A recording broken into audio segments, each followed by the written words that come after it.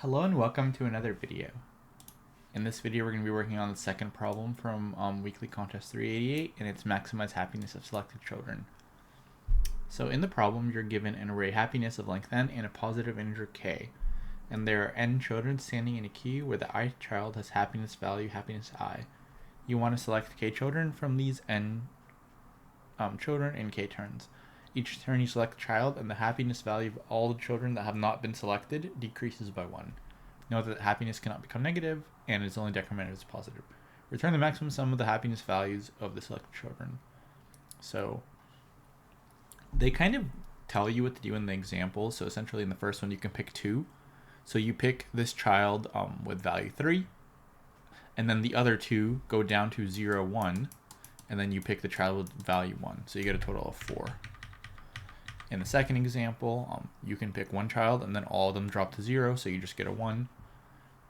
In the last example, you can only pick one child, so you just pick this one. So it's a pretty easy problem. So you might think like, okay, I just pick the biggest child and I decrease the rest, but you don't really need to decrease the rest because you can figure out how much the rest decrease by what you picked. So let's just say we have some numbers. Let's say these are our children.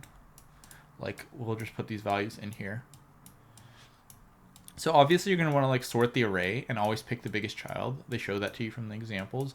But let's say in this example, k equals 5. So you're going to pick this child 9. Then the rest of them are going to decrease by 1. So you don't really need to do that. You don't really need to like actually decrease them all. You just need to know how many children you picked.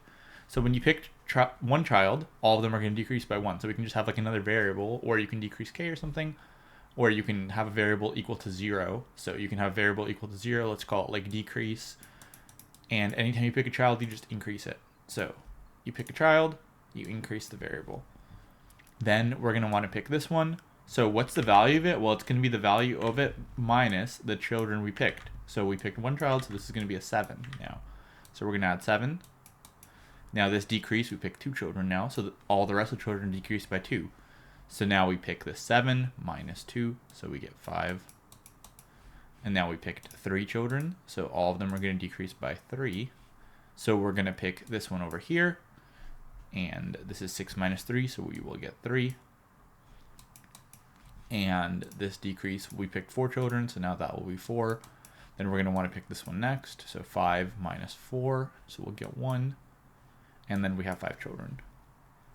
So that's what it's going to look like. So it's pretty easy. And there are a small amount of things you can also do to improve performance here. So let's say k is like 7 or something. Or yeah, let's say k is 7. So let's just keep going and see what happens. So if k is 7, we pick this child, then this d will be 5. Now we pick these first 5, so now we go to this child. So here, this value will be 4 minus 5. Now remember, it can't be negative, so as soon as we get a value that's 0 or negative, we can just stop. So like this value would be 0 because it's basically 4 and we picked 5 children, so it's going to decrease. So all these values are going to decrease by 5 or less. So these are all going to be zeroed out. So once you get to a 0, because we're doing it in decreasing order, you know that like every other value will be 0 as well. So as soon as you get to a 0 or negative value, by doing this like number minus children you picked, you can just end it right there. You don't need to like go through the rest of it. So if k is like 1,000 and you have a bunch of small numbers, you can just like optimize there. So let's take a look at the code. Pretty simple. So we just sort in reverse order. So we go decreasing, we have result, and we just go up to k. We get our value, and if value is negative, we just return the result because we know everything from here on in is going to be negative. Otherwise, we just add our value. And so I use an index to say like this is how many children I picked. So at first it'll be like 0, 1, and so on. And the maximum children we can pick is k, so I just loop from 0 to k. But yeah, and we can run this. And it is pretty good. So I think you have to do it in a sorted. Let's see if anyone else did something else.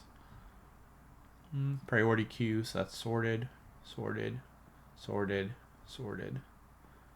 Yeah, so basically either priority queue or sorted. Priority queue might be a little bit better because you might have like k or something. But also this takes no, this is no space, so it's kind of like whatever you prefer. But essentially you basically have to sort it. So this is going to be